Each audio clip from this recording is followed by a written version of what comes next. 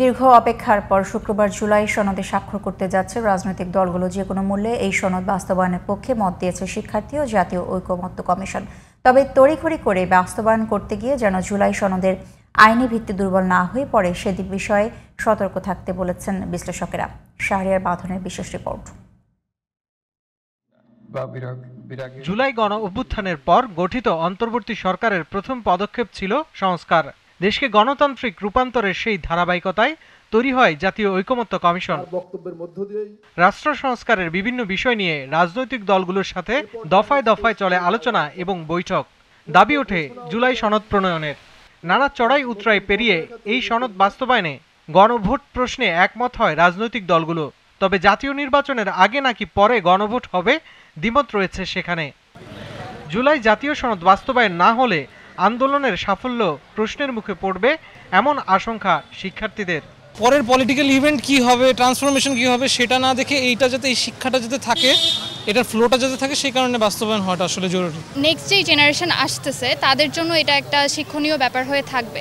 তো যার কারণে আমার মনে হয় যে এই সনদ বাস্তবায়ন হওয়া জরুরি। নতুন করে ফেসিস তৈরি হতে না পারে, সেই যে সংবিধান সংস্কার সহ অন্য যে ব্যবসা যেগুলো আছে বা আওয়ামী লীগ নিষিদ্ধ ব্যবসাগুলো, এগুলো নিশ্চিত হওয়াটা অনেক জরুরি। অফিসিয়ালি ডকুমেন্টেশন রাখতে না পারি, তো এটা আমাদের ভবিষ্যতের কারণে ভবিষ্যতে এটার অনেক ডিফিকাল্টিস ফেস করতে পারে। পরবর্তী কোনো সরকার এসে যদি এটাকে কোনো রকমের বৈধতা না দেয়, সেই বৈধতাটা অর্জন করার জন্য এই সনদটা বাস্তবায়ন করা বেশি জরুরি। তবে গণভোট সহ পরবর্তী সংসদের মাধ্যমে জুলাই সনদের স্থায়ী সমাধানের পক্ষে মত দিয়েছেন রাষ্ট্রবিজ্ঞানীরা। ইলেকশন ডেতে এটা নিতে গেলে একটু ঝামেলা আমি বেশি হবে বলে আমার মনে হয়। একটা সিলমার থেকে আরেকটা সিল মেরে রাখে, তাই না? এটা ভোটারদের জন্য একটা ক্লামজি হয়ে যায় জিনিসটা। রেফারেন্ডামের কখন হবে সেটা নিয়ে একটা বিতর্ক আছে, বাট রেফারেন্ডাম হবে এটা আমরা বুঝতে পারছি। নেক্সট যে পার্লামেন্টটা আসবে, এখন সেইটার সংবিধান সংশোধন করার ক্ষমতা আপনি নর্মালি থাকতে পারে, কিন্তু বেসিক স্ট্রাকচারে আপনি পরিবর্তন আনছেন, এবং বেসিক স্ট্রাকচারে পরিবর্তন আনতে আপনার হচ্ছে গিয়ে একটা সাধারণ পার্লামেন্ট পারবে কিনা সেখানে একটা প্রশ্ন থেকে আছে।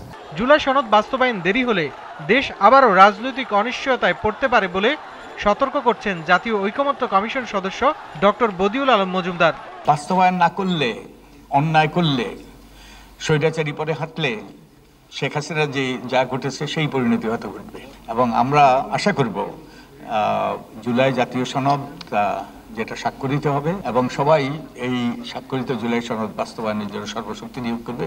জুলাই সনদ বাস্তবায়ন কেবল রাজনৈতিক প্রতিশ্রুতিই নয়, দেশের গণতন্ত্র এগিয়ে নেয়ারও শর্ত বলে মনে করেন বিশেষজ্ঞরা। শাহরিয়ার বাঁধন, জিটিভি নিউজ, ঢাকা।